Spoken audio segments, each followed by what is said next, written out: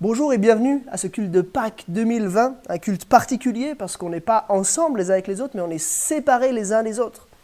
Alors pourquoi vivre un culte tel que celui-ci?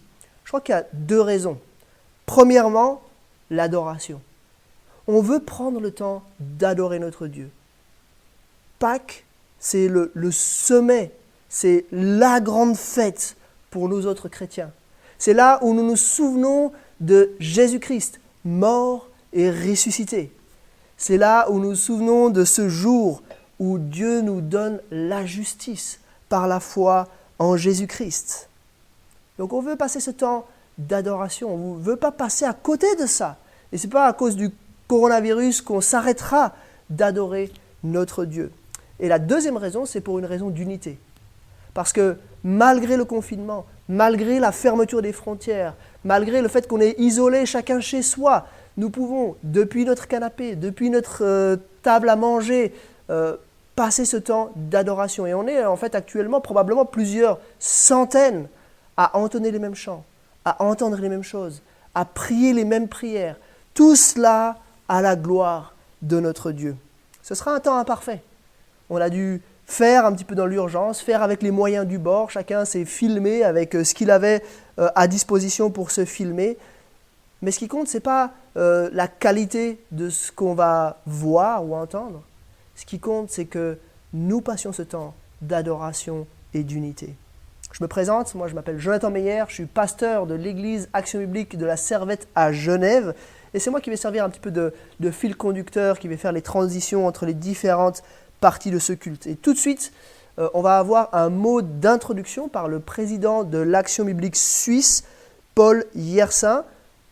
Après quoi, on entendra le premier chant avec David et Bettina Prigent du groupe Antidote. Ce premier chant, ce sera Offrons au Seigneur. Et on veut tout de suite entrer dans la reconnaissance. À tout à l'heure.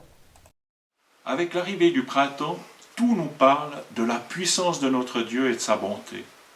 Toute la nature reflète sa gloire et en ce jour de Pâques, nous désirons glorifier notre Dieu trois fois saint, pour ce qu'il est et pour ce qu'il fait. En ce temps de confinement, j'aimerais souhaiter la bienvenue à chacune de nos églises évangéliques Action Biblique de France et de Suisse, et à chacun de vous qui êtes dans vos maisons et qui voulait célébrer ce jour de la résurrection de Jésus, le Messie. Jésus, le chemin, la vérité et la vie. En ce temps difficile que nous vivons, nous constatons que nous ne maîtrisons que peu de choses. Cela nous invite à l'humilité et à revenir aux paroles du Christ. Que votre cœur ne se trouble point. Croyez en Dieu et croyez en moi. Une invitation de Jésus à la confiance en Dieu seul.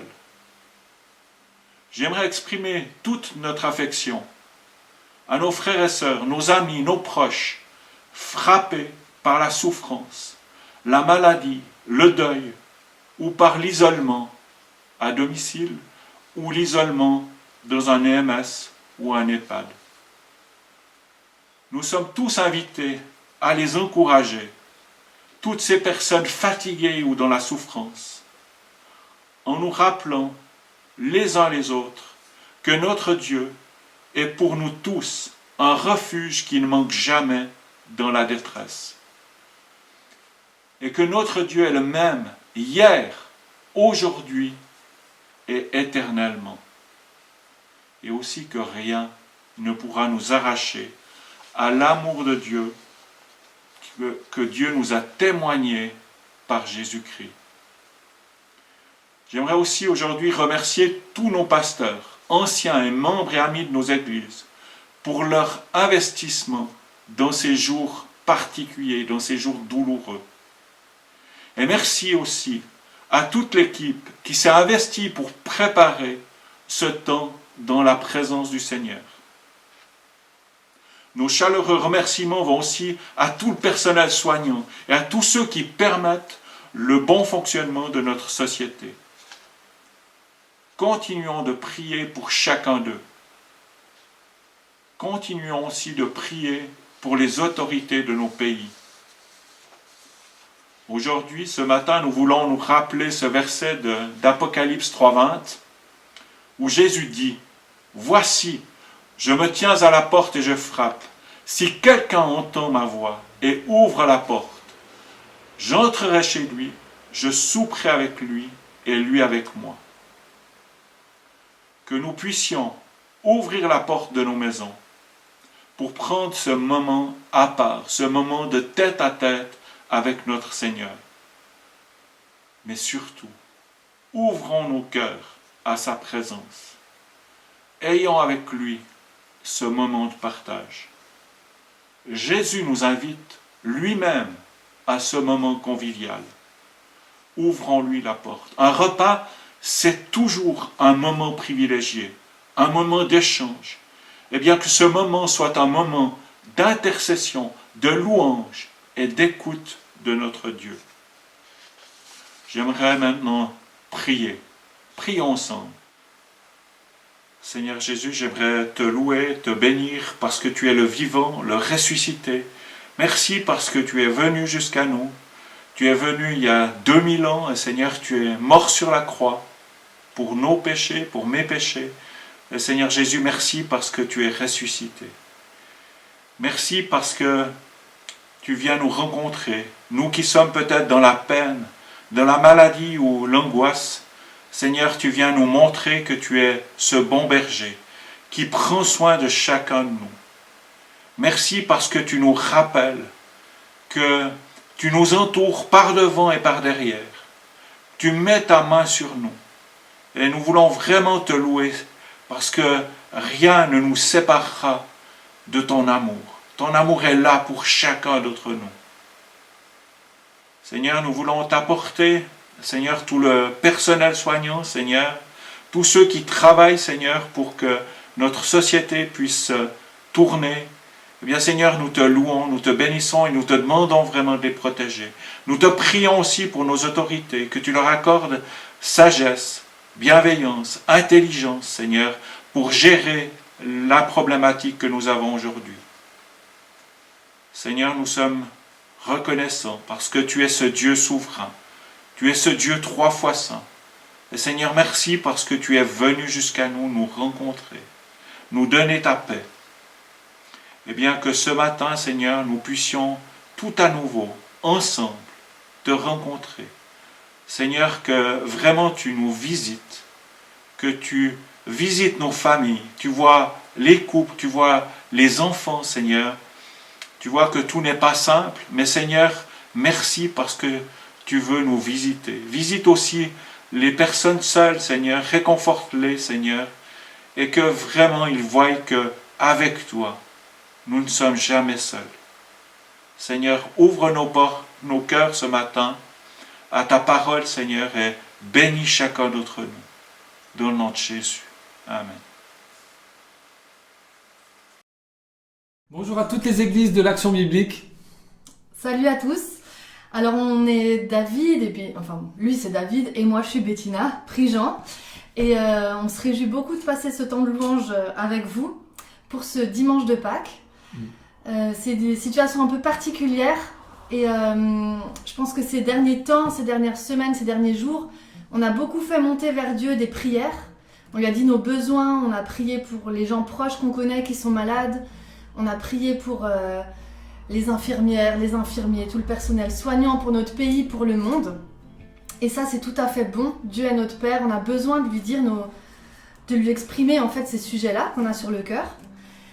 Et ce qu'on aimerait faire maintenant, c'est vraiment nous reposer dans la confiance que Dieu a entendu nos prières et qu'il est à l'œuvre, qu'on peut lui faire confiance et qu'on puisse alors entrer vraiment dans la reconnaissance, quoi. Être dans la reconnaissance de ce qu'il a fait et le sujet de ce qu'on célèbre en ce dimanche de Pâques. Alors j'aimerais vous lire dans Philippiens 4 quelques versets. Le Seigneur est proche. Ne vous inquiétez de rien, mais en toute chose faites connaître vos besoins à Dieu par des prières et des supplications, dans une attitude de reconnaissance. Et la paix de Dieu qui dépasse tout ce que l'on peut comprendre gardera votre cœur et vos pensées en Jésus-Christ.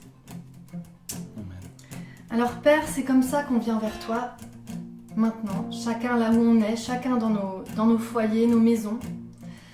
On vient à toi en t'ayant exposé nos besoins, nos requêtes, et on vient vers toi avec une attitude de reconnaissance aussi, où on veut simplement regarder à toi maintenant, être confiant que tu es en train d'agir, que tu as entendu nos prières, et on a envie maintenant de te remercier pour tout ce que tu es et tout ce que tu as déjà fait pour nous. Amen. Amen.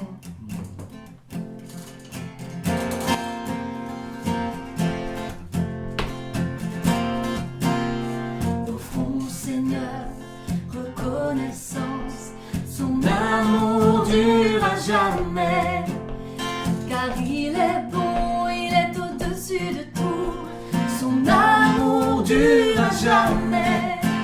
Chantons, louons, d'une main puissante et d'un bras tendu, son amour dure à jamais. il nous donne une vie nouvelle, Son amour dure à jamais. Chantons, louons. À jamais Dieu est fidèle, à jamais Dieu est fort, à jamais Dieu est avec nous, à jamais, à jamais, à jamais Dieu est fidèle, à jamais Dieu est fort, à jamais Dieu est avec nous, à jamais, à jamais, à jamais.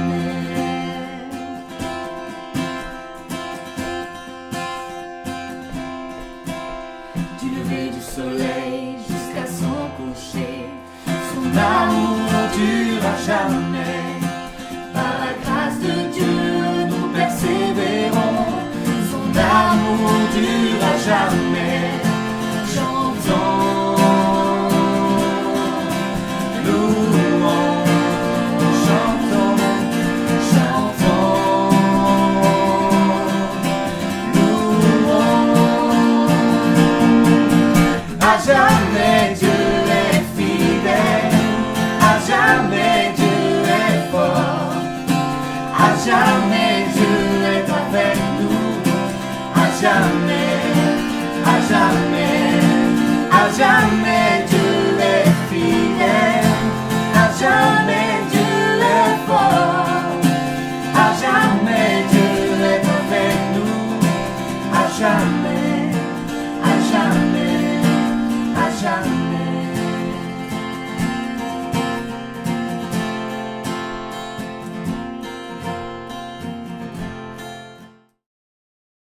On l'a dit, c'est un culte particulier que nous vivons maintenant. On est tous séparés les uns des autres et pour autant tous ensemble en même temps. Depuis Charenton jusqu'à Saint-Imier, depuis Meignier jusqu'à Grasse, nous adorons le Seigneur de manière synchronisée. Et pour se rendre un petit peu compte de toutes ces personnes que nous représentons, on a demandé à chaque église qui participe à ce culte de nous faire une toute petite vidéo de salutation, quelques secondes, pour qu'on sache un petit peu d'où viennent les personnes qui entendent ce culte maintenant. Je vous laisse voir les vidéos de salutation des différentes églises. Bienvenue. Bonjour à tous. Salutations Bonjour de l'église Action Biblique de la Servette à Genève. Et bonjour à tous de la part de l'église Action Biblique de Grasse. On vous salue et on vous souhaite une très joyeuse Pâques. Les frères et sœurs de Neuchâtel vous saluent chaleureusement et se réjouissent de vivre ensemble avec vous ce culte de Pâques. Eh bien, bonjour de la part de l'église de Montmorillon, dans la Vienne. Voilà, que Dieu vous bénisse et passez un bon culte. Hello, de la part de tous les frères et sœurs de Meignier, de ses bien-aimés, on vous salue. En ce dimanche particulier, les frères et sœurs de l'église Action Biblique de Saint-Imier se joignent à moi pour vous souhaiter à toutes et à tous un bon culte et une joyeuse Pâques. Salutations de la part de l'église abbé de Villagrand. Jésus-Christ est réellement ressuscité. En cette journée de Pâques, c'est en son nom que je vous accueille, chers frères et sœurs de l'abbé Riviera. Bien que confinés, vous êtes les bienvenus, et pas seulement virtuels, car ces paroles viennent du cœur. Et c'est avec le même cœur et tous en cœur que nous vous saluons, frères et sœurs disséminés en divers lieux, tant en Suisse qu'en France et ailleurs également. Que la grâce et la paix du ressuscité soient avec vous un jour après l'autre. Pour l'Église Action Biblique d'Ajaccio, nous vous saluons bien fraternellement en vous disant que nous allons bien et espérons que c'est la même chose pour vous. Nous vous disons à très bientôt.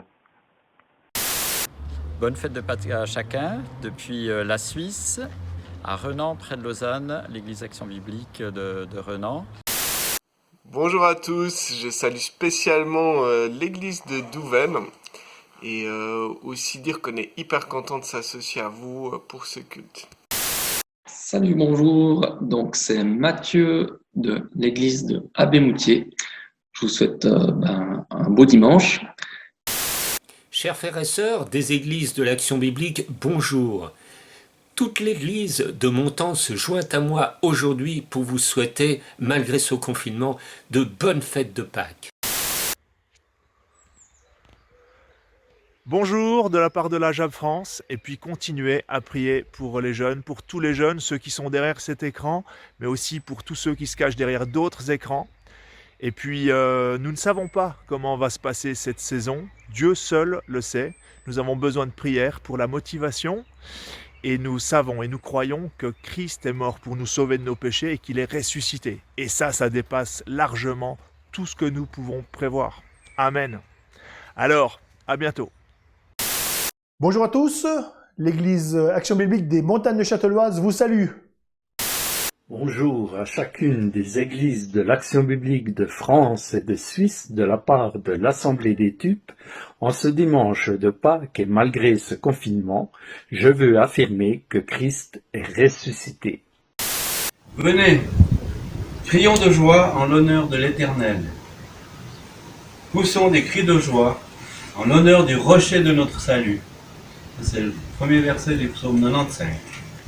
Et avec ce petit verset, je vous souhaite, au nom de l'église de Monté, à chacun une joyeuse Pâques et que Dieu vous garde et vous bénisse. Bon dimanche à chacun. Gros bisous virtuels de l'église Abbé Bordeaux. Bonjour à tous nos frères et sœurs Action Biblique en France et en Suisse de la part de l'église de Lavesseau près de Poitiers. Nous vous embrassons en Christ notre Sauveur qui est ressuscité. Gloire à Dieu.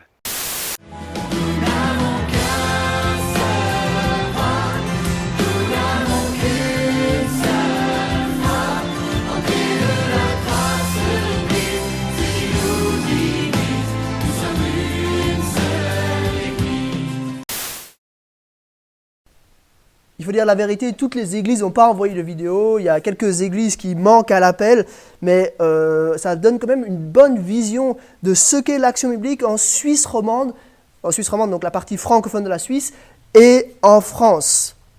Maintenant, on va voir encore quelques vidéos de salutations de d'autres parties de l'Action biblique, de frères et sœurs de l'Action biblique en dehors de l'Europe francophone qui ont aussi voulu nous laisser un petit mot de salutation pour ce culte de Pâques. Aux frères de l'Action biblique du Brésil vous salue très fort et souhaite que la paix du Seigneur garde vos cœurs. Une salutation fraternelle de la part de l'Action biblique d'Italie. Joyeuse Pâques à tout le monde. Que Dieu vous bénisse. Les églises de Côte d'Ivoire vous disent à tous et à toutes joyeuses Pâques. Et en ces temps difficiles, nous disons, réjouissons-nous toujours dans le Seigneur car il est réellement ressuscité. Frères et sœurs, les églises de l'Action biblique de Portugal désirent vous saluer et se réjouir avec vous dans la bienheureuse espérance que le dimanche de Pâques nous communique, sachant que celui qui a ressuscité le Seigneur Jésus nous ressuscitera aussi par Jésus. 2 Corinthiens 4, 14. Chers frères et sœurs, le Christ est ressuscité. Il est vraiment ressuscité.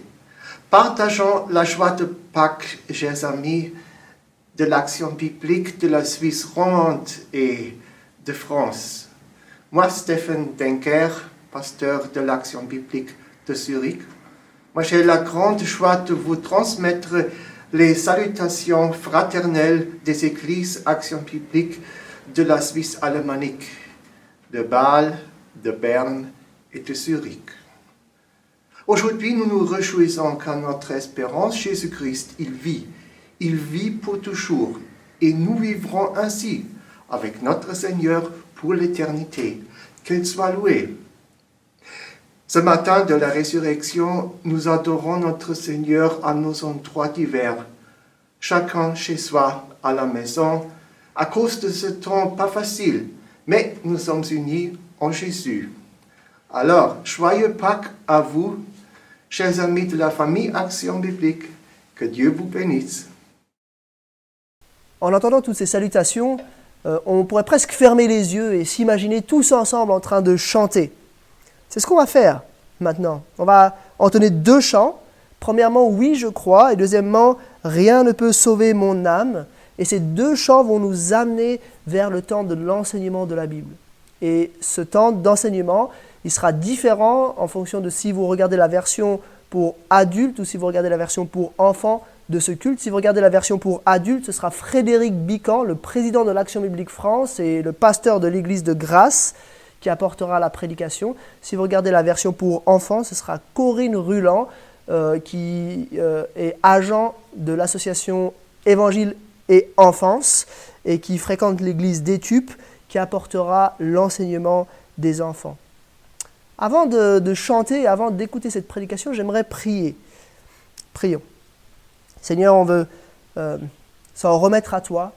On veut te demander de nous secourir, de nous éclairer, de nous faire comprendre ta parole par ton esprit, de nous faire comprendre non seulement ce qu'elle a à nous dire, mais de nous faire comprendre comment cette parole doit nous transformer, comment cette parole doit transformer nos églises, pour ta gloire et dans le nom de Jésus.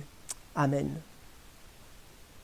Dans le chant qui suit, on va déclarer notre foi et je crois vraiment qu'il y a une puissance à déclarer ce qu'on croit, spécialement dans des temps difficiles. Pouvoir déclarer à nous-mêmes, à ceux qui sont autour de nous, aux puissances spirituelles aussi, dans quel camp on est, là où on se positionne. Et c'est ce qu'on va faire par ce chant. Oui, je crois en Dieu notre Père. Oui, je crois en Christ son Fils. Oui, je crois en son Saint-Esprit. Ça fait vraiment énormément de bien de proclamer ces choses dans un temps comme ça. Donc c'est ce qu'on va faire tout de suite par ce chant.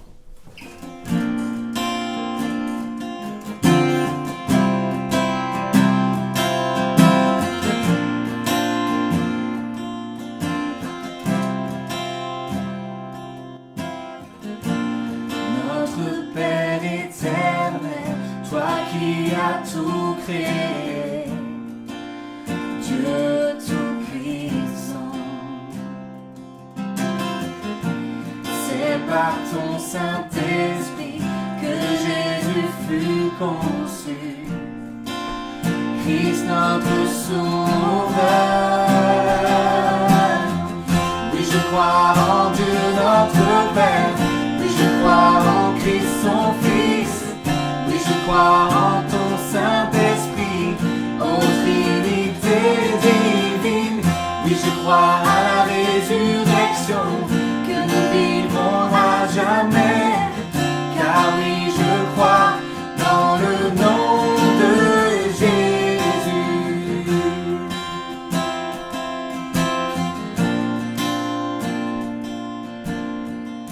Notre juge et défense, tu souffris à la croix. Le pardon est en toi. Descendu jusqu'au ténèbres, tu es ressuscité, à jamais élevé.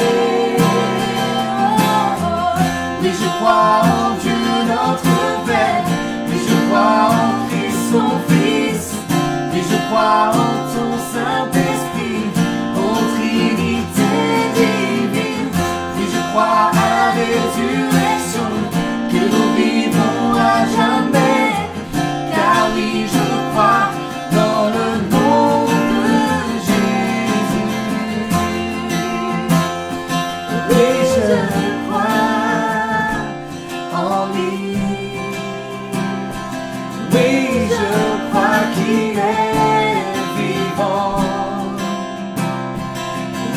je crois que Jésus est Seigneur. Oui, je crois en lui. Oui, je crois en lui. Oui, je crois qu'il est vivant. Oui, je crois que Jésus est Seigneur.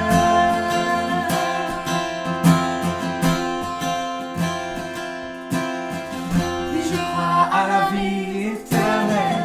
Je crois que d'une Vierge est né. Je crois à la communion des saints et en ta sainte Église. Oui, je crois à la résurrection quand Jésus reviendra. Car oui, je crois dans le nom de Jésus. Oui, je crois en Dieu notre Père. Oui, je crois en Christ son Fils. Oui, je crois en ton Saint-Esprit, ô Trinité divine. Oui, je crois à la résurrection qui vivons à jamais. Car oui, je crois dans le nom de Jésus. Oui, je crois dans le nom de Jésus. Oui, je crois dans le nom de Jésus.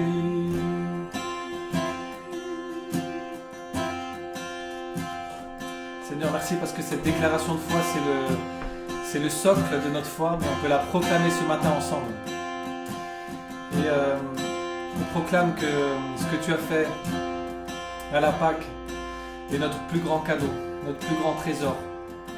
Parce que pour nous, tu t'es offert, pour nous, tu t'es laissé mettre à mort, tu t'es laissé crucifier, Seigneur. Et que jamais on puisse s'habituer à cette réalité, que jamais on puisse prendre cette histoire pour acquise, mais au contraire qu'on puisse célébrer tout à nouveau, comme pour la première fois, le fait que tu t'es offert à notre place. Et on proclame ensemble que rien ne peut sauver notre âme sinon ton sang, Seigneur Jésus. Amen.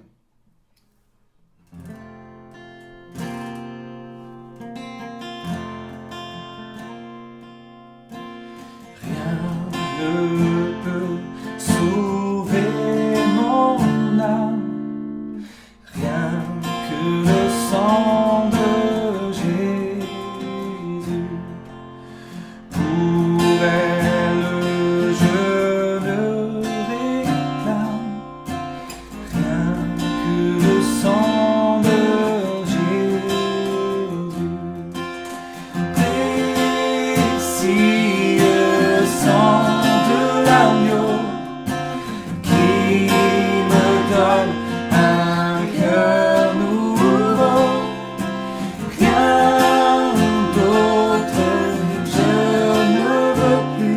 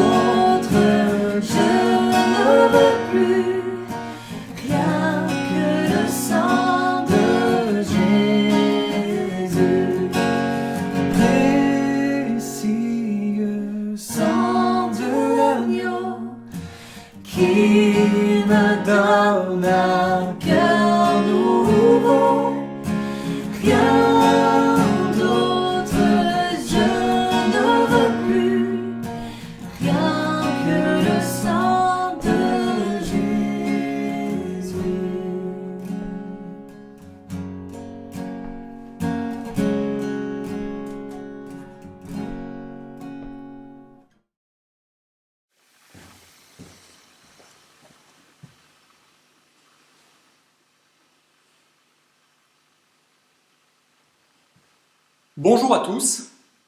Je vous propose pour le temps de méditation de ce culte de Pâques d'ouvrir la parole de Dieu ensemble dans le dernier livre de la Bible, le livre de l'Apocalypse. Au chapitre 5, nous allons lire maintenant ce chapitre en entier qui est assez court. Si vous voulez suivre, eh bien, je vous laisse le temps de chercher et sachez que je vais lire dans la traduction de la seconde 21. Puis, je vis dans la main droite de celui qui était assis sur le trône un livre écrit à l'intérieur et à l'extérieur, fermé grâce à 7 sceaux. Je vis aussi un ange puissant proclamer d'une voix forte « Qui est digne d'ouvrir le livre et d'en briser les sceaux ?» Mais personne, ni dans le ciel, ni sur la terre, ni sous la terre, ne pouvait ouvrir le livre ni le regarder. Je pleurais beaucoup, parce que personne n'avait été trouvé digne d'ouvrir le livre et de le regarder. Alors, l'un des anciens me dit, « Ne pleure pas, car le lion de la tribu de Juda, le rejeton de la racine de David, a vaincu pour ouvrir le livre et ses 7 sceaux. » Puis je vis au milieu du trône et des 4 êtres vivants et au milieu des anciens un agneau debout comme offert en sacrifice. Il avait 7 cornes et 7 yeux qui sont les 7 esprits de Dieu envoyés par toute la terre. Il vint prendre le livre de la main droite de celui qui était assis sur le trône. Quand il eut pris le livre, les 4 êtres vivants et les 24 anciens se prosternèrent devant l'agneau. Chacun tenait une harpe et des coupes d'or remplies de parfums qui sont les prières des saints. Et ils chantaient un cantique nouveau en disant « Tu es digne de prendre le livre et d'en ouvrir les sceaux, car tu as été offert en sacrifice et tu as racheté pour Dieu, par ton sang, des hommes de toute tribu, de toute langue, de tout peuple et de toute nation. Tu as fait d'eux des rois et des prêtres pour notre Dieu, et ils régneront sur la terre.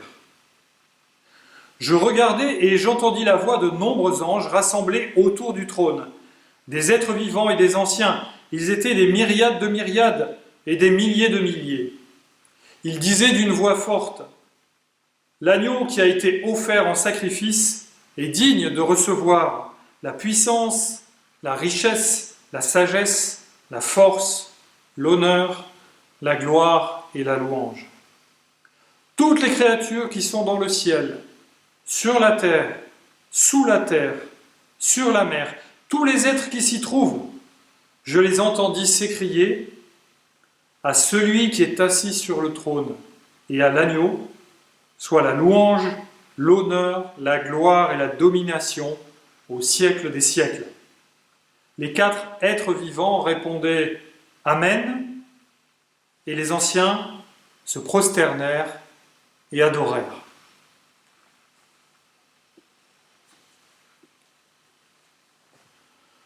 Ce texte de l'Apocalypse nous invite à adorer Dieu et l'agneau. Il m'a semblé de circonstance parce qu'il est écrit par l'apôtre Jean à la fin du 1er siècle, cet apôtre qui était surnommé le disciple que Jésus aimait, ou le disciple bien-aimé, qui est également l'auteur de l'évangile de Jean et de 3 lettres. Cet apôtre qui est probablement le dernier de sa génération, probablement celui qui a vécu le plus longtemps, et qui, alors qu'il est exilé, au moment d'une persécution de l'Église, il appartenait probablement à l'Église d'Éphèse, et il avait été envoyé en exil en raison de sa foi dans l'île de Patmos. C'est le 1er chapitre de l'Apocalypse qui nous le raconte. Et à partir de ce moment-là, dans cette île, il a eu une révélation. Révélation, c'est la traduction française pour le terme grec qui correspond à apocalypse. Apocalypse, en grec, ça veut dire révélation. Cette révélation, elle vient de Jésus-Christ. Et cette révélation, elle vient pour encourager les églises qui, comme celle d'Éphèse et comme l'apôtre Jean, à la fin de ce 1er siècle, étaient particulièrement persécutées par le pouvoir romain et par les pouvoirs religieux, juifs et païens. Elle m'a semblé de circonstance, ce texte, il m'a semblé de circonstance pour le culte de Pâques, parce que, vous allez le voir, et peut-être l'avez-vous déjà remarqué, il y a des parties vraiment précises qui nous invitent à considérer qui est Jésus-Christ et ce qu'il a accompli et ce que mérite, quelles sont les conséquences de ce qu'il a accompli.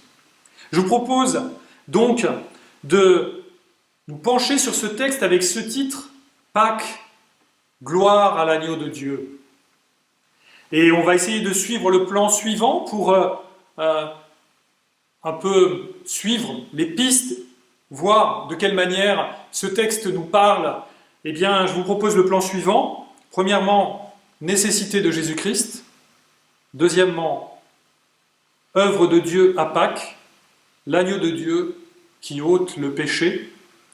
Troisièmement, adoration.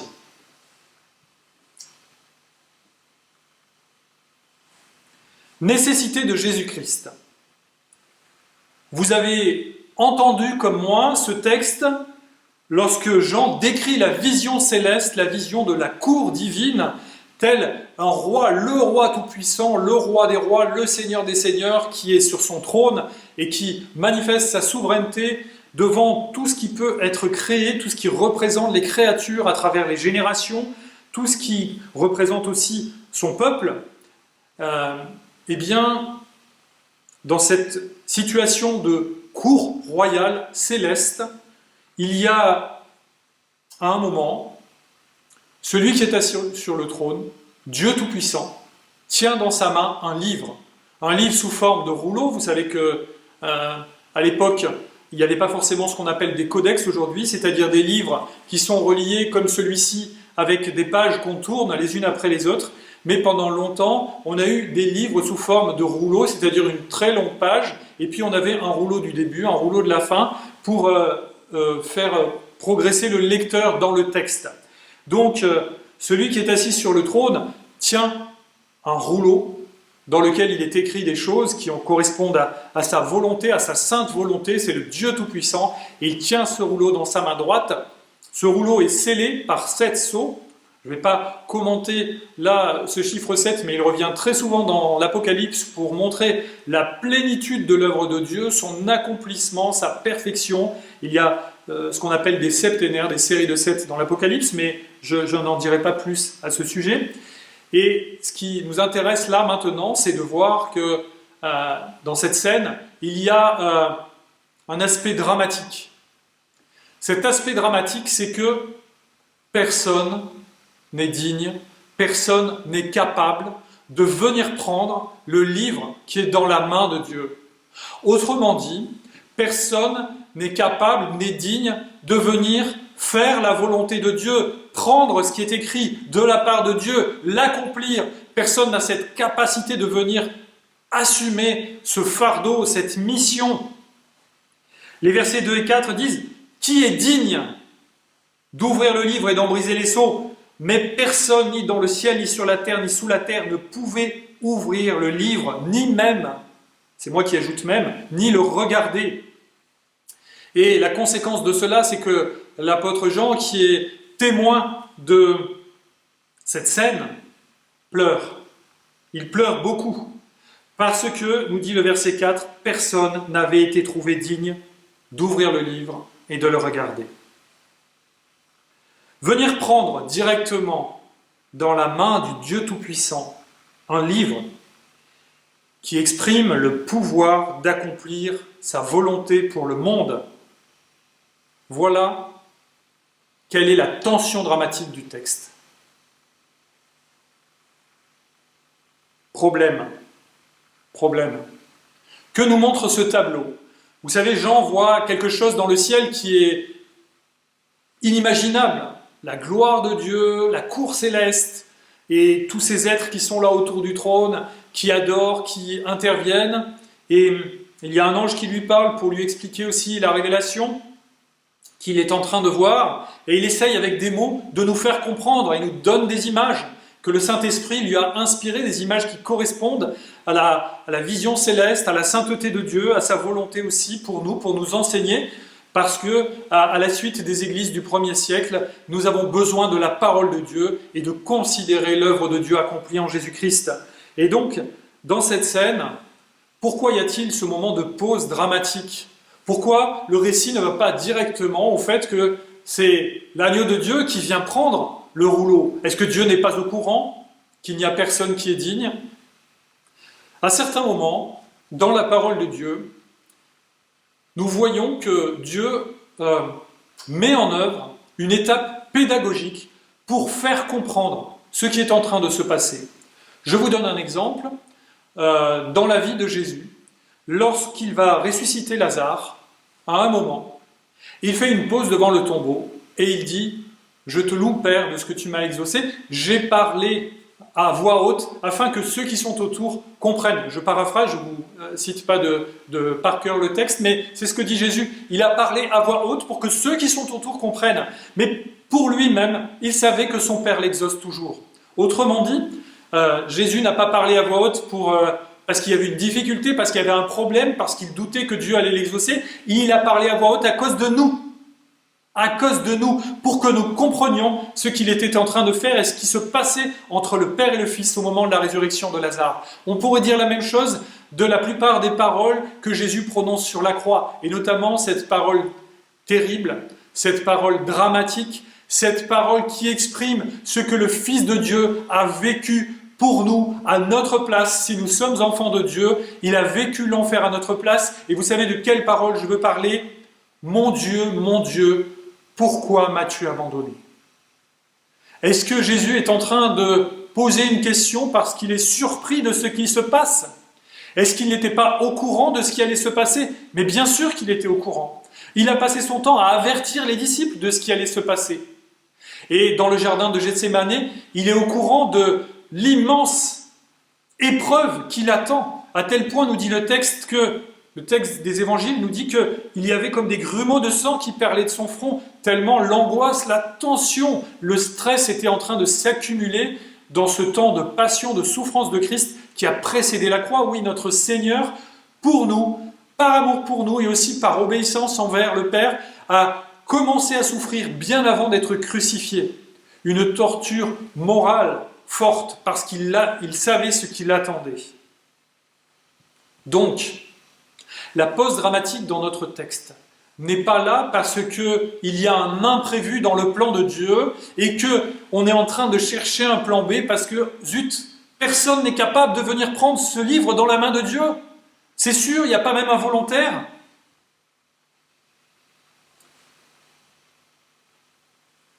Quand les créatures sont incapables, et elles le sont presque tout le temps, d'accomplir quelque chose qui soit valable aux yeux de Dieu, eh bien, c'est Dieu lui-même qui pourvoit. C'est la raison de l'incarnation de Jésus. C'est la raison pour laquelle il est venu, il s'est fait homme, et là où Adam a défailli, là où Adam a fauté, a chuté, a été infidèle et a entraîné toute l'humanité dans la désobéissance, la révolte et le péché, eh bien Jésus, lui, a été fidèle. Il a été fidèle jusqu'au bout et malgré la tentation, malgré les épreuves, malgré la souffrance, malgré les persécutions, malgré cette mort tragique qui l'attendait et dont il savait qu'elle serait la fin de son ministère terrestre, avant bien sûr la résurrection et l'ascension. Notre Seigneur n'est pas resté mort, mais ça ne diminue pas pour autant l'intensité et l'ampleur de l'épreuve qu'il vit sur la croix. Eh bien, le Seigneur Jésus est venu comme un homme, comme un simple homme, et il a vécu une vie parfaite, pleinement agréable à Dieu, et afin de se substituer à nous, afin de prendre sur lui le châtiment que méritent mes péchés, vos péchés, si vous êtes enfants de Dieu. Notre Seigneur l'a porté sur la croix à notre place. Et c'est pour ça que Paul peut s'écrier que si nous vivons en Christ, mais que nous avons été crucifiés avec Christ, et que maintenant, c'est par la foi en Jésus que nous vivons. Nous sommes morts, notre punition, ce qui correspond à notre damnation, à notre châtiment éternel, à notre enfer, est tombé sur Jésus-Christ au moment de la crucifixion.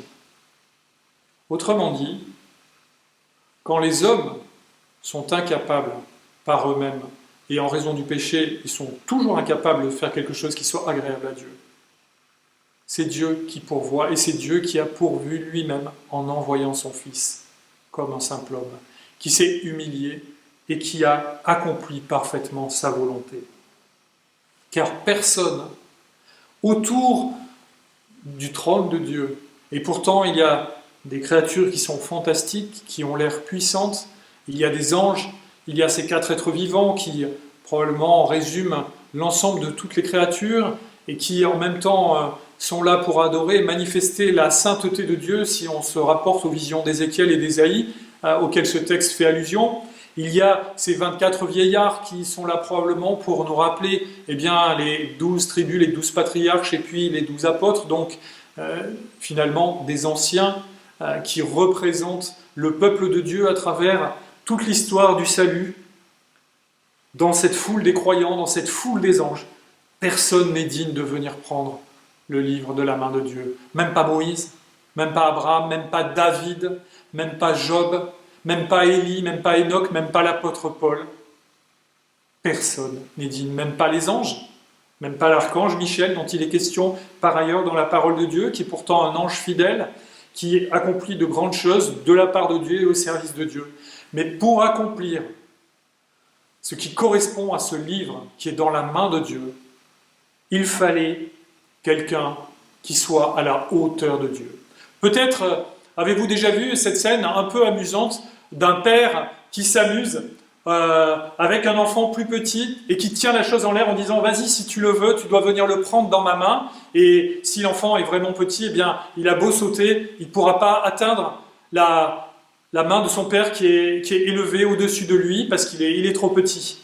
Et si son père ne baisse pas la main, il n'arrivera pas à prendre ce qui est dans cette main. Et cette scène nous montre que ce que Dieu veut, c'est quelqu'un qui soit à la hauteur de la mission, c'est-à-dire qui soit à la hauteur de Dieu, à la hauteur de la volonté sainte et parfaite de Dieu.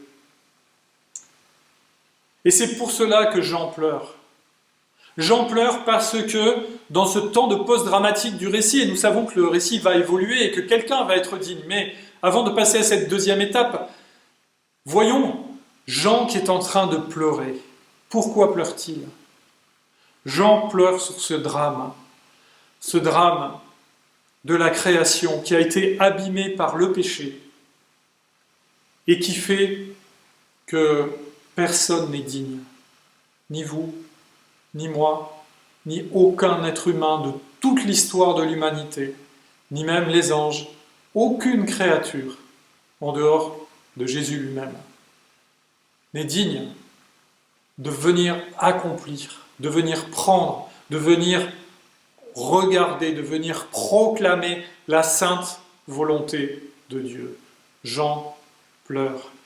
Il pleure sur cette situation dramatique et je crois que à l'occasion de Pâques, il est important pour nous de nous souvenir que dans le récit de Pâques, il y a un temps d'examen de conscience qui nous invite à pleurer sur notre péché, à pleurer sur le péché de l'humanité, à pleurer sur la révolte des hommes contre leur Créateur. Cette révolte qui conduit à la crucifixion de Christ. S'il est mort à la croix, ce n'est pas seulement à cause des Romains et des Juifs qui l'ont crucifié à l'époque. S'il est mort sur la croix, c'est à cause de vous, c'est à cause de moi. C'est pour nous sauver. C'est un drame. C'est une injustice. Lui, le juste, est mort pour des injustes. Pleurons sur notre péché. Non seulement à Pâques, mais ayons à cœur, je crois, aussi que la Bible nous y invite, dans notre vie de tous les jours, de réfléchir sur notre propre vie, de faire un examen de conscience et de déposer dans la prière, avec foi, avec sincérité, de nous humilier en demandant pardon à notre Père Céleste pour nos fautes. Non pas que nos fautes ne soient pardonnées en Jésus, si nous sommes nés de nouveau, elles le sont, et il n'y a plus de condamnation pour ceux qui sont en Jésus-Christ, nous assure la parole de Dieu, mais dans notre sanctification, dans notre marche avec le Seigneur, Il faut sans arrêt nous souvenir combien nous sommes nuls, combien nous ne sommes pas dignes devant notre Dieu. Et s'il est venu nous sauver, ce n'est pas parce que nous sommes des gens formidables par nous-mêmes, c'est à cause de son amour, à cause de sa volonté, sa sainte volonté. La Bible nous dit que Dieu prouve son amour pour nous en ce que lorsque nous étions encore pécheurs, Christ est mort pour nous. Ce ne sont pas nos qualités, donc ce n'est pas le fait que nous soyons quelqu'un de merveilleux par nature, mais c'est lui qui est merveilleux. Et c'est lui qui pourvoit à notre salut merveilleux également. Voilà quel est le drame qui fait pleurer Jean. Heureusement, grâce à Dieu, eh bien, l'histoire de l'humanité ne se conclut pas là, l'histoire de la création ne se conclut pas là, mais notre Dieu, avant la fondation du monde, nous dit la Bible, avait déjà prévu, prédestiné Jésus-Christ à être le sauveur du monde. Et c'est pour cela que notre texte se poursuit. Et il y a un personnage qui va venir prendre le rouleau, le livre, dans la main du Dieu Tout-Puissant. Ce personnage, nous dit le verset 6, il est au milieu du trône, il sort du milieu du trône. Autrement dit, il est là où Dieu se tient assis. C'est une façon, comme dans une sorte de tableau fantastique, de nous expliquer la doctrine de la Trinité, de nous l'illustrer, de nous montrer que celui qui va prendre le rouleau dans la main de Dieu est Dieu lui-même, par nature. Est-ce que vous croyez que ce texte nous dit que Dieu partage son trône, celui qui manifeste sa souveraineté, avec à tour de rôle des créatures qui peuvent venir s'asseoir? Je ne suis pas en train de dire que la Bible ne nous promet pas que dans l'éternité, eh bien, nous ne serons pas dans la présence de Dieu. Oui, nous serons dans sa présence. Il est même question d'être assis sur des trônes et de régner avec Christ. Mais là, dans cette vision, il est vraiment question du trône qui manifeste la souveraineté, la sainteté de Dieu. Seul Dieu est assis sur ce trône. Seul lui mérite d'être adoré. C'est ce que nous montre ce texte. Eh bien, celui qui sort pour prendre le livre dans la main de Dieu, il est au milieu du trône. Autrement dit, il est Dieu lui-même. Mais il n'est pas seulement Dieu, il est aussi un être humain. Et c'est ce que nous montrent les images suivantes. Le lion de Juda, le rejeton de David, autrement dit, c'est un descendant légitime du roi David. Ce roi de l'Ancien Testament, qui n'était pas parfait, mais qui était néanmoins agréable à Dieu, et à qui Dieu avait promis une descendance qui pour toujours serait devant lui. Or, la dynastie de David, après l'exil, c'est terminé. Mais en Jésus-Christ, Dieu honore sa promesse à David. Et c'est le descendant officiel, légitime du roi David, qui vient prendre le rouleau dans la main de Dieu.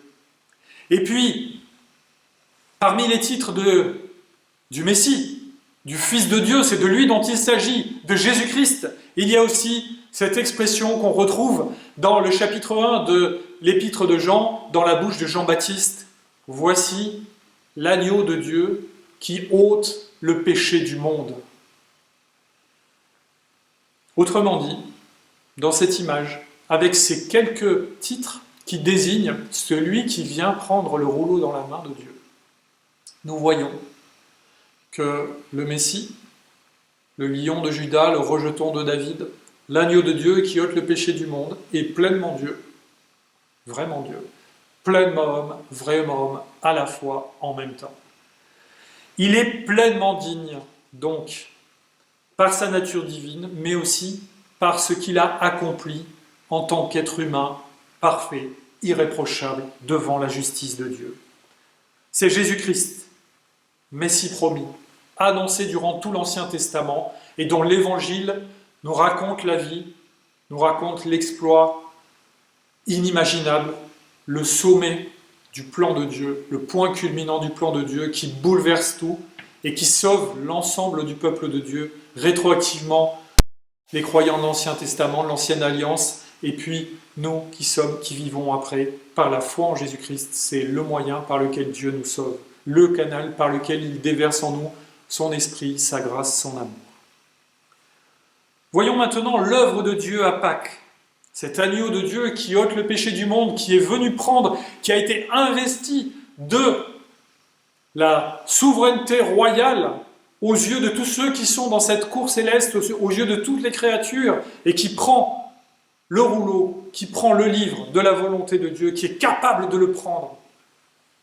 Eh bien, cette œuvre, à Pâques, elle est indiquée dans les versets 6, notamment par la notion de sacrifice, qui revient au verset 6, au verset 9 et au verset 12. Et puis cette notion d'agneau dont j'ai parlé, eh bien, elle est là. Le texte dit que c'est un agneau qui est comme immolé, d'accord ? Comme un agneau qui a été sacrifié. Autrement dit, à 5 reprises, le texte fait allusion à la notion de sacrifice ou d'agneau qui a été sacrifié. Jésus est celui que tous les sacrifices de l'Ancien Testament annoncent. Le seul sacrifice qui est agréable à Dieu. Car l'Épître aux Hébreux nous dit que ce n'est pas le sang des boucs ou des taureaux qui peut effacer le péché, ni le sang des animaux, mais c'était le sang du Messie, du propre Fils de Dieu, qui est venu mourir à notre place. Ce sang qui est très précieux, qui a coulé sur la croix et qui nous a lavé de nos fautes, et qui est agréable devant la justice de Dieu pour effacer le péché du monde. Le péché du peuple de Dieu et réconcilier toutes choses avec Dieu. La notion de sang, de son sang précieux est présente au verset 9. Et elle fait le lien d'ailleurs entre la notion de sacrifice d'un côté et de rédemption de l'autre.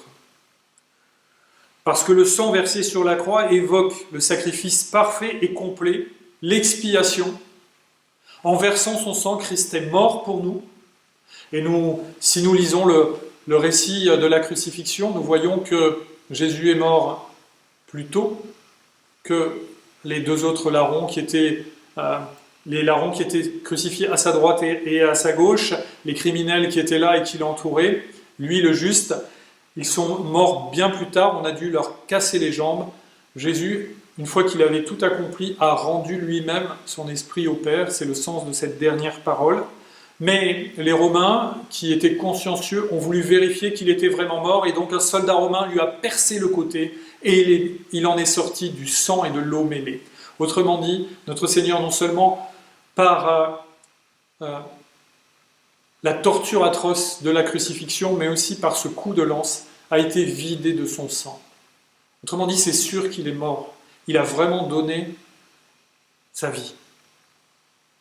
Et ce sang était versé dans l'Ancien Testament pour manifester, pour présenter devant Dieu l'expiation du peuple, pour accomplir devant Dieu l'expiation du peuple. Et une fois par an, vous savez, le souverain sacrificateur venait avec du sang aussi dans le lieu très saint pour faire l'expiation pour tout le peuple d'Israël. Et puis, bien sûr, tout au long de l'année, il y avait chaque jour des sacrifices pour les différents péchés du peuple. Donc, la notion de sang, elle exprime cette notion d'expiation. Notre péché a été expié, l'ardoise est effacée. Dieu a jeté notre péché loin derrière lui, au fond de la mer. Il ne se rappelle plus de notre péché. Si nous sommes en Jésus-Christ, il nous voit avec les qualités de Christ. Quelle chose incroyable, quelle chose inimaginable. Est-ce que nous mesurons combien c'est extraordinaire, merveilleux, que nous, qui sommes des pécheurs, qui méritions l'enfer, qui méritions d'être éloignés de Dieu à cause de nos fautes, nous soyons réconciliés avec notre Créateur, qui devient notre Père, parce que Jésus, le Fils de Dieu, a versé son sang pour nous, comme un sacrifice efficace. Il a expié nos fautes à notre place. Et en échange, il nous donne la vie éternelle que lui méritait. Et puis le sang, eh bien, évoque l'expiation d'un côté, la notion de sacrifice, et aussi la notion de rédemption, de rachat. Les deux vont ensemble, mais elles nous donnent deux aspects importants du salut que le Seigneur nous donne en Jésus-Christ, nous offre en Jésus-Christ, accompli, que Jésus-Christ a accompli sur la croix. Il a expié nos fautes, et aussi, Il a payé devant la justice de Dieu le prix pour nous libérer, pour nous racheter. C'est ce qu'on appelle la rédemption. Autrement dit, nous étions esclaves du péché, de la mort, sous l'influence de Satan, d'une façon irréversible, dramatique, d'une façon qui fait pleurer l'apôtre Jean parce que personne n'est digne. Et Jésus-Christ nous rachète, nous libère de l'esclavage du péché. Non pas que dans nos vies terrestres, malgré notre conversion, nous ne soyons pas parfois tiraillés par notre péché, mais ce n'est plus une impasse. Ce n'est plus une finalité qui nous conduit à la mort et à la séparation éternelle d'avec notre Créateur.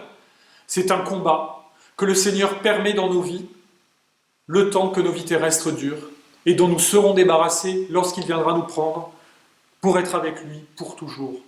Et il achèvera lui-même de nous rendre irréprochables.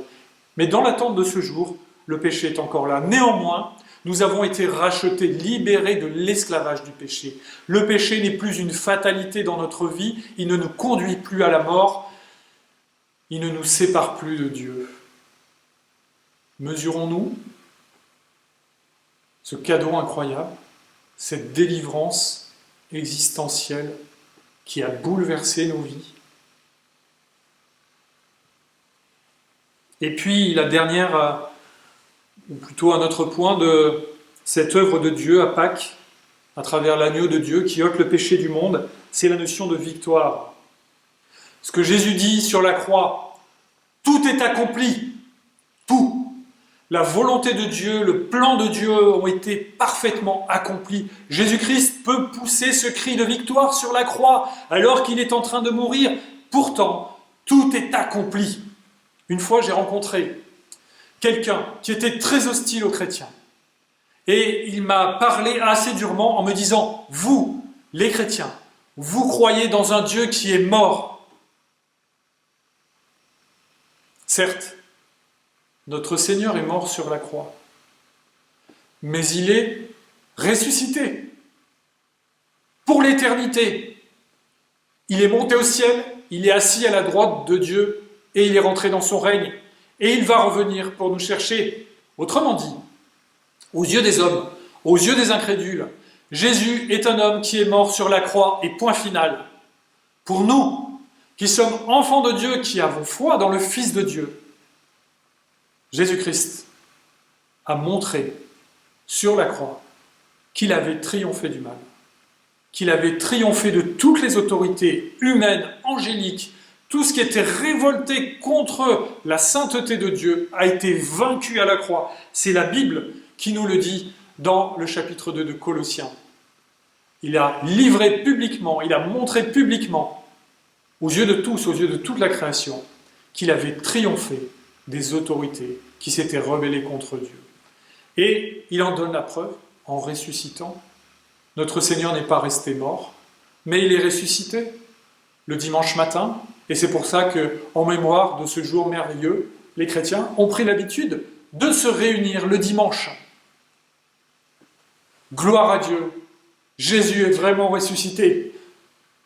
C'est cela le message de Pâques, qui doit nous réjouir, que nous devons réexaminer, que nous devons méditer, qui doit à nouveau nous bouleverser, nous remplir de joie, nous remplir de reconnaissance, nous pousser à louer notre Dieu, comme cette foule qui est autour du trône et qui adore. Et qui adore-t-elle? Et nous allons y venir. Elle adore le Dieu Tout-Puissant, 3 fois Saint, Père, Fils et Saint-Esprit. Et elle adore le Messie, l'agneau de Dieu. La victoire de la croix, c'est la victoire de Dieu. C'est la manifestation que Dieu n'a pas abandonné sa création, mais qu'il a un plan magnifique qui était prévu avant la fondation du monde et qui est manifesté en Jésus-Christ.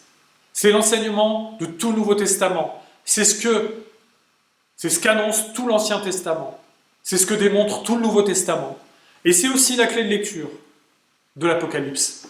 Je ne vais pas vous en dire plus, mais si vous voulez lire l'Apocalypse peut-être avec des yeux neufs, examinez tout ce qui est dit à propos de l'œuvre de Jésus-Christ et tout ce qui est dit des forces qui sont révoltées contre Dieu et qui essayent de contrecarrer l'œuvre de Christ et qui n'y arrivent pas et qui sont vaincus par l'agneau de Dieu, le rejeton de David, le Messie promis, qui glorifie notre Dieu et qui accomplit toutes choses selon sa sainte volonté. Nous devons adorer notre Dieu, Père, Fils et Saint-Esprit, notre Père qui nous a tant aimés, le Fils qui a donné sa vie pour nous, qui est venu s'identifier à nous, qui a vécu une vie parfaite, qui nous sauve et qui intercède pour nous, le Saint-Esprit qui nous est donné comme un sceau qui garantit notre salut et qui bouleverse notre vie, qui nous donne la foi, qui nous donne la repentance, qui nous donne la conversion, qui nous fait grandir dans notre vie de piété à travers ce que nous lisons dans la parole de Dieu. Adoration. Pâques nous rappelle que par nature, nous sommes pécheurs et que nous étions perdus et séparés de Dieu. Personne de nous n'est digne d'entrer dans sa présence. Pâques nous rappelle que Jésus-Christ seul, vraiment Dieu et vraiment homme, est digne devant Dieu pour accomplir sa volonté et son plan. Et il l'a fait. Pâques nous rappelle l'amour de Dieu manifesté en Jésus-Christ pour nous, ses enfants. Il a payé le plus grand prix, la vie de son Fils, pour pardonner notre péché et nous sauver de la mort. Pâques nous rappelle quelle immense victoire Christ a remportée sur la croix et que Dieu seul et son Messie méritent d'être adorés. Lorsque je dis Dieu seul et son Messie, je ne suis pas en train de sous-entendre que le Messie ne serait pas lui-même Dieu. Quand on dit Dieu, on pense à la fois au Père, au Fils et au Saint-Esprit, et donc Jésus-Christ est inclus. Lorsqu'on adore Dieu, on adore aussi Jésus-Christ. Mais, de même que ce texte le distingue, eh bien, Jésus est celui, le Fils est celui qui est sorti de Dieu pour agir, pour accomplir la volonté de Dieu dans la création, pour accomplir son plan. Et il a ajouté à sa nature divine une nature humaine pour venir accomplir le plan de Dieu et sauver des hommes de toute langue, de toute nation, de tout peuple, ces hommes qu'il adore, comme on voit dans la dernière partie du chapitre que nous avons lu. Autrement dit, quand on adore Jésus, on adore aussi Dieu. Et quand on adore Dieu, on adore aussi Jésus. Et c'est par Jésus que nous pouvons adorer Dieu sereinement et que nous avons l'assurance d'être réconciliés avec Dieu, parce que Jésus a tout accompli. Joignons-nous aux 4 êtres vivants, aux 24 anciens, aux anges et à tous les croyants de tous les peuples et de toutes les époques qui louent et adorent Dieu et son Messie. Prière. Je vous invite avec moi à prier les paroles de ce beau cantique, si elles sont vraies pour vous, maintenant, en conclusion de ce message. Sois dans l'allégresse, peuple du Seigneur, et redis sans cesse que Christ est vainqueur. À toi la gloire, ô ressuscité, à toi la victoire pour l'éternité. Craindrais-je encore? Il vit à jamais. Celui que j'adore, le prince de paix. Il est ma victoire, mon puissant soutien, ma vie et ma gloire. Non, je ne crains rien. Amen. Jésus-Christ est vraiment ressuscité. Que le Seigneur vous bénisse.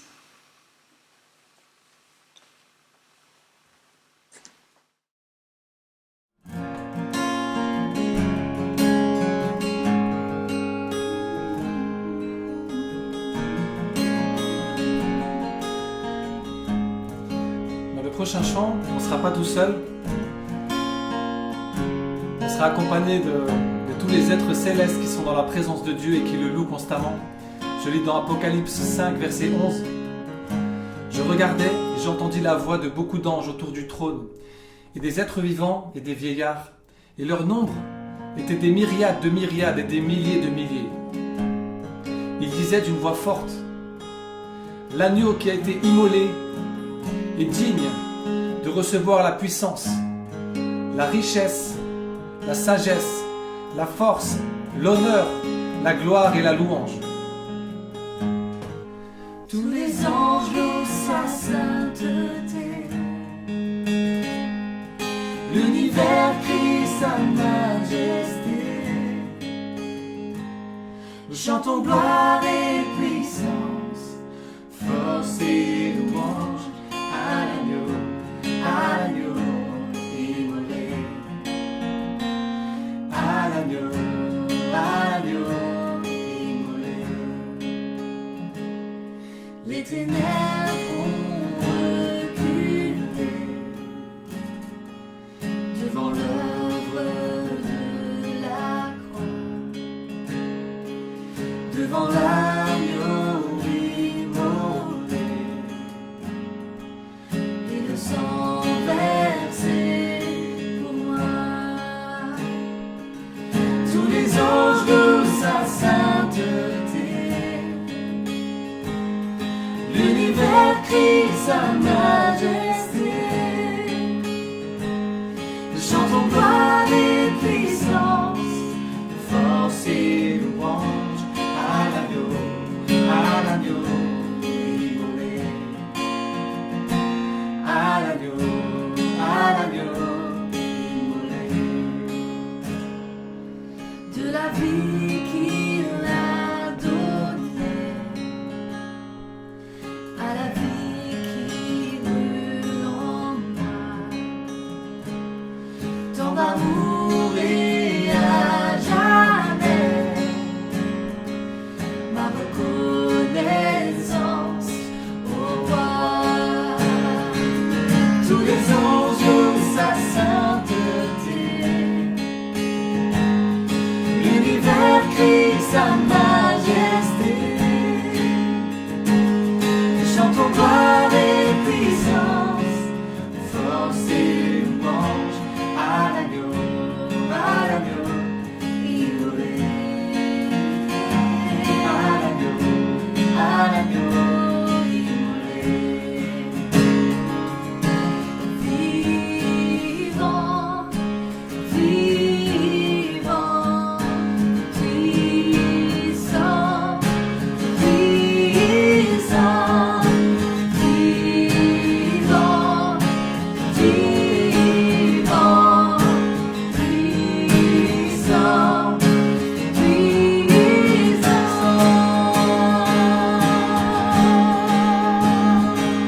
tous les anges de sa sainteté, l'univers crie sa majesté. Nous chantons gloire et puissance, force et louange à l'agneau immolé, à l'agneau immolé.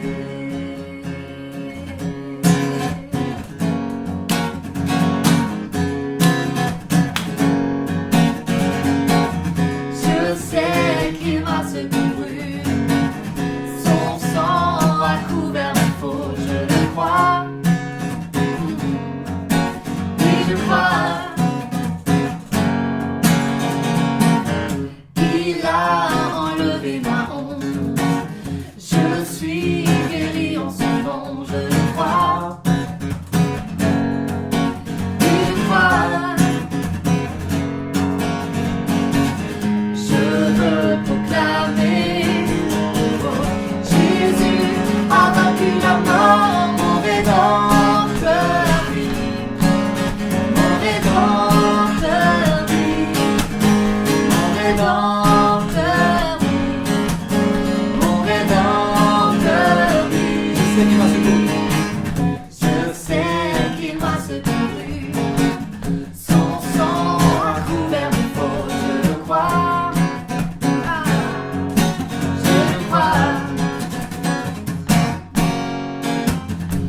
Il a enlevé ma honte, je suis guéri en son nom, je le crois. Oui, je crois.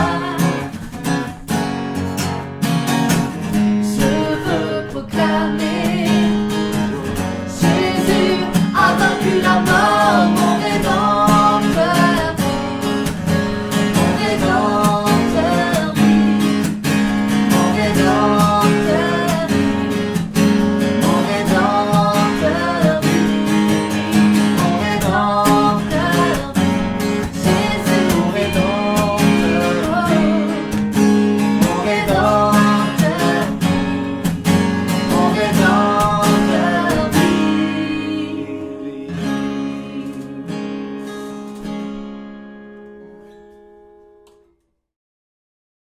nous arrivons maintenant à un temps de prière.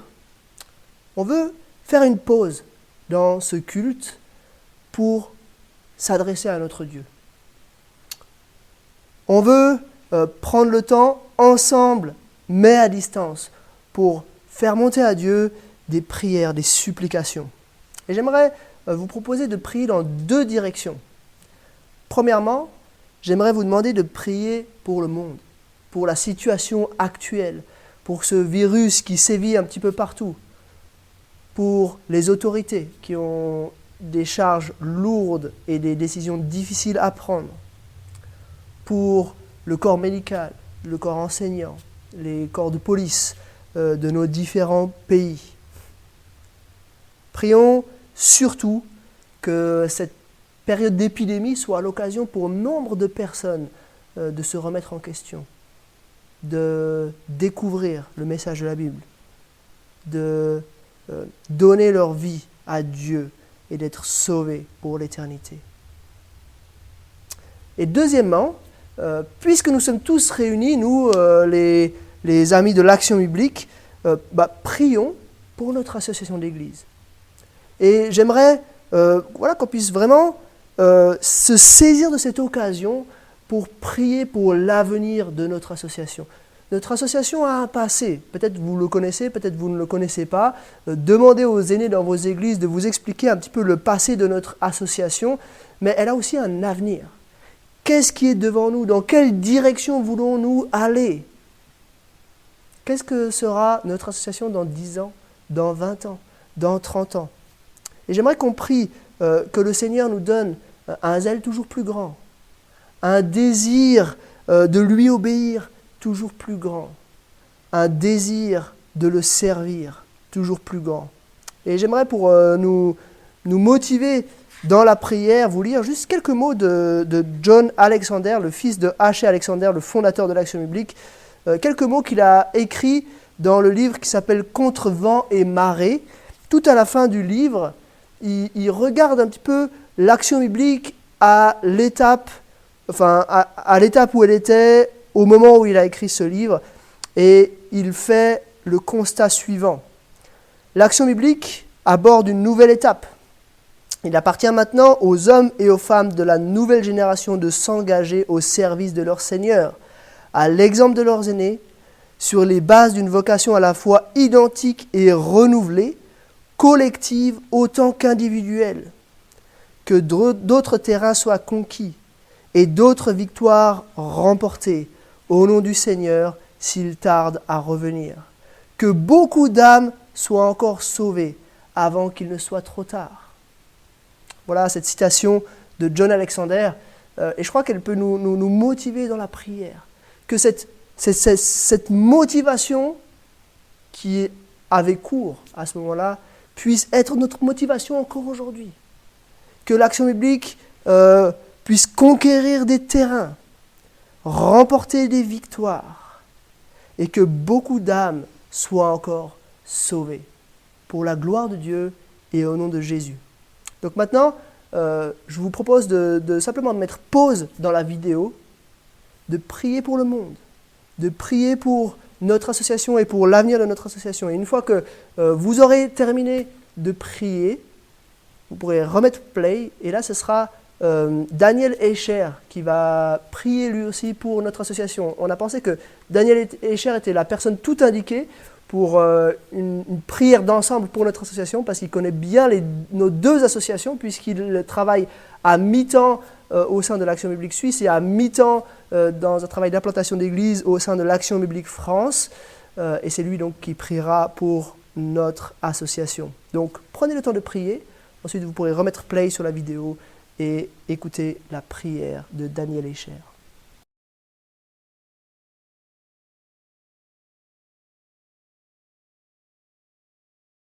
Voilà, on vous propose maintenant un temps de prière pour nos églises et nos associations respectives.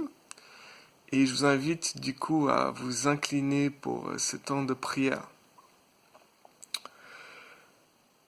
Oui, Père, merci de nous rassembler ce matin. Même si chacun est chez soi, on peut être en communion par ton esprit. et ça nous fait du bien. On est reconnaissant pour toutes ces communautés Action Biblique qui existent en Suisse, en France, et je te prie de bénir chacune de ces quelques 30 églises qui sont là. Je te remercie pour ta fidélité dans le passé. Je te remercie pour ton action dans les vies. Et je te remercie aussi et je te demande de continuer à faire route avec nous. Je te prie que ces églises puissent être des vecteurs de bénédiction. Je te prie qu'elles puissent faire la différence là où tu les places. Qu'elles puissent être sel et lumière. Je te prie aussi que tu en ajoutes encore d'autres. D'autres communautés, d'autres églises qui pourront être des témoins de ta grâce et de ton amour. Que ensemble on puisse continuer à diffuser cette bonne nouvelle, ce beau message de Pâques. Qu'encore beaucoup de gens puissent être arrachés au royaume des ténèbres pour être transportés dans le royaume du Fils bien-aimé. On se réjouit de voir ce que tu vas faire dans ces prochaines années. Merci de bien vouloir nous utiliser. Merci pour ta grâce. Au nom de Jésus. Amen. Merci les amis. Ce matin, on veut chanter aussi que, même séparés, chacun chez soi, on reste une seule église ensemble. Unis autour du précieux sang de Jésus.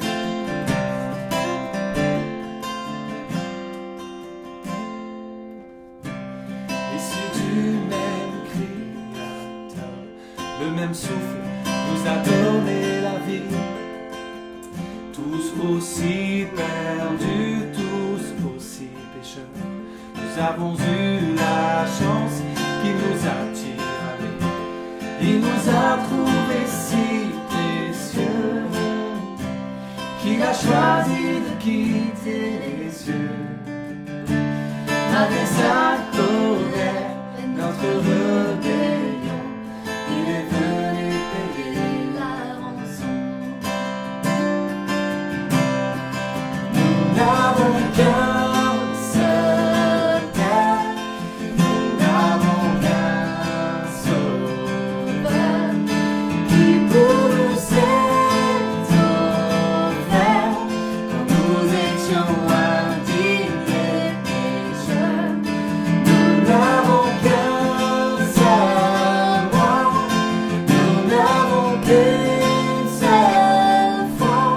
Au pied de la croix se brise ce qui nous divise. Nous sommes une seule église.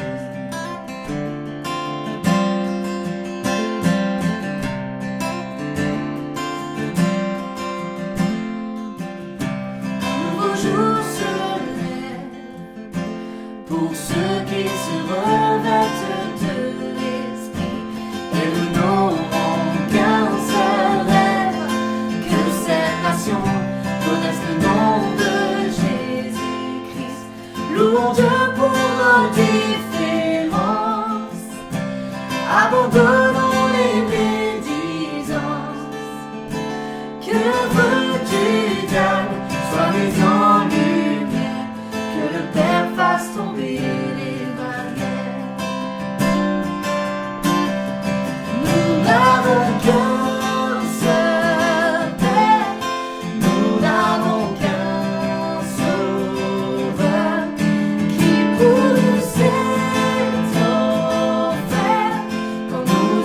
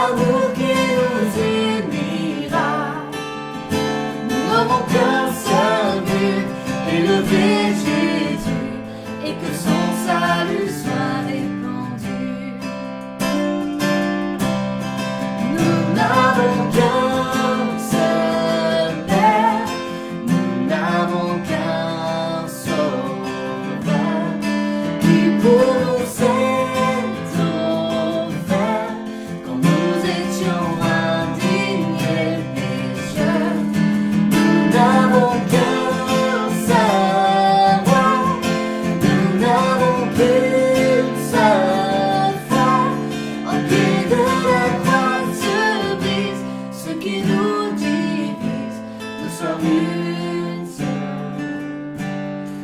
Église. Une seule Église. Une seule Église.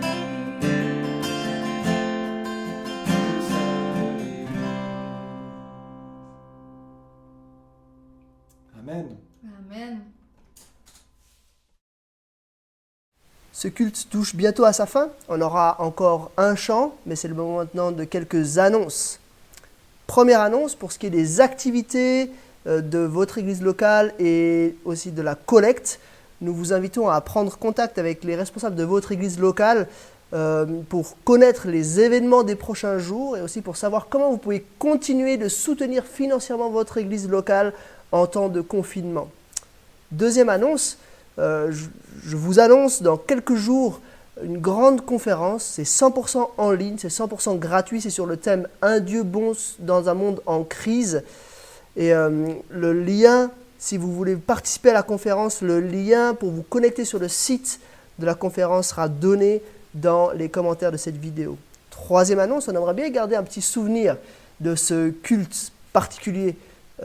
Et pour cela, je vous demande de mettre une pause maintenant dans la vidéo et de prendre une photo de vous-même ou de votre famille, tous ceux qui ont assisté à ce culte, et d'envoyer cette photo à l'adresse mail cultedepâques, cultedepaqs, en un mot sans espace et en minuscule, @gmail.com. Envoyez la photo et dans le mail, mettez le nom de chaque personne qui se trouve sur la photo ainsi que l'église que vous fréquentez. Et on va essayer de faire un petit souvenir avec ça. Quatrième et dernière annonce, j'aimerais dire un grand merci à toutes les personnes qui sont investies pour organiser ce culte. C'était un petit peu improvisé, c'était un petit peu à la dernière minute, mais merci à chacun pour votre flexibilité et par-dessus tout, merci à Dieu qui nous permet de vivre ces moments. Que l'Éternel te bénisse et te garde. Que l'Éternel fasse lui sa face sur toi. Qu'il t'accorde sa grâce, t'environne de sa paix. Que l'Éternel te bénisse et te garde.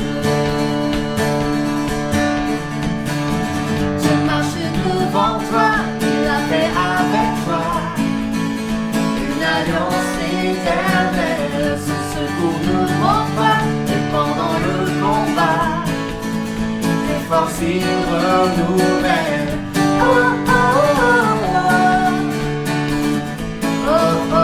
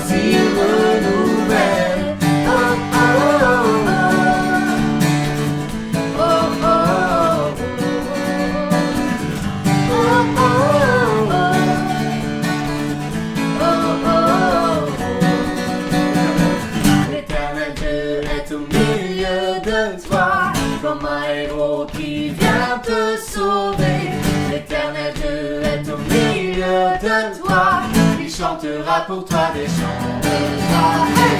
L'Éternel est au milieu de toi, comme un héros qui vient te sauver.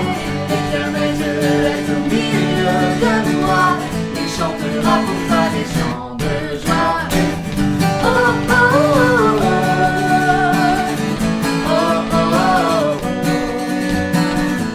Oh, oh, oh.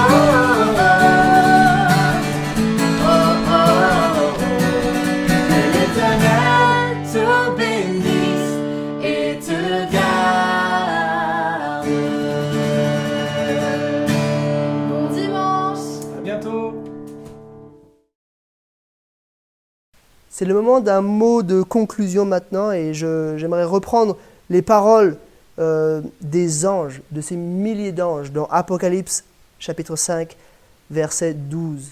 Ces milliers d'anges qui sont autour du trône et de l'agneau et qui disent d'une voix forte, l'agneau qui a été offert en sacrifice est digne de recevoir la puissance, la richesse, la sagesse, la force, l'honneur, la gloire et la louange. Bien que ces paroles soient nôtres aujourd'hui, tout au long de cette semaine, je vous souhaite un bon dimanche.